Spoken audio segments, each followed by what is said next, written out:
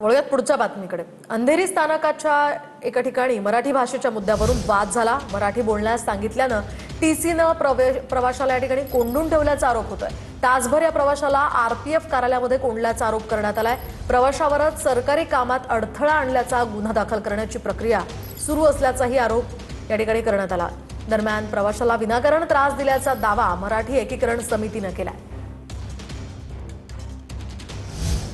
माझ्या स्टाफला तुम्ही सगळ्यांसमोर एवढी हिम्मत असेल ना, चला माझ्या बरोबर, तुम्हाला नॉलेज देतो।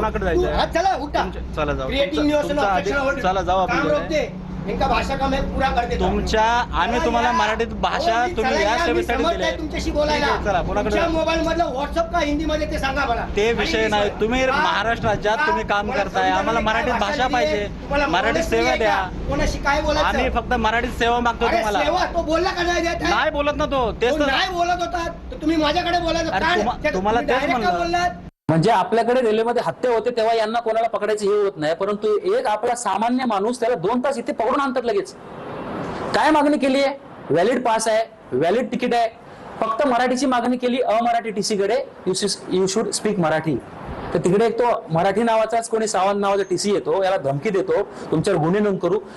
बेकायदेशीर 2 तास डिटेन केलं साहेब, मला ठाण्यावर न्यावं लागलं।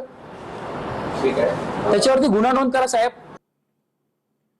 वळूयात पुढच्या बातमीकडे। जम्मू काश्मीरमधील सरकार पाडण्याचा भाजपचा डाव असल्याचा आरोप करण्यात आलाय। मुख्यमंत्री ओमर अब्दुल्ला यांनी हा मोठा आरोप केलाय।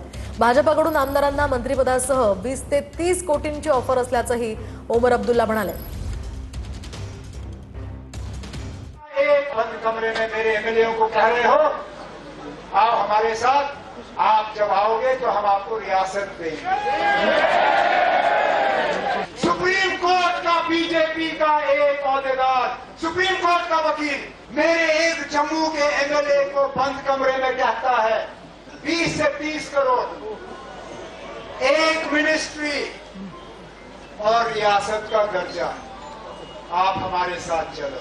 हमें इतना कमजोर मत समझिए, बैकडोर से आपकी एंट्री नहीं होगी, आप बैकडोर से फ्रंट की कुर्सी पर नहीं आओगे।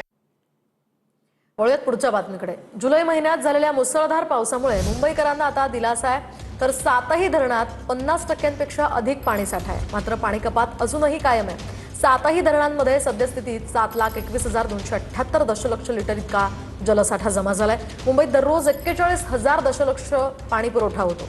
त्यामुळे एकूण जलसाठा पाहता पुढील जानेवारीपर्यंत आता हे पाणी पुरवणार आहे। त्यामुळे लागू असलेली 10% पाणी कपात लवकरच रद्द होण्याचीही शक्यता आहे।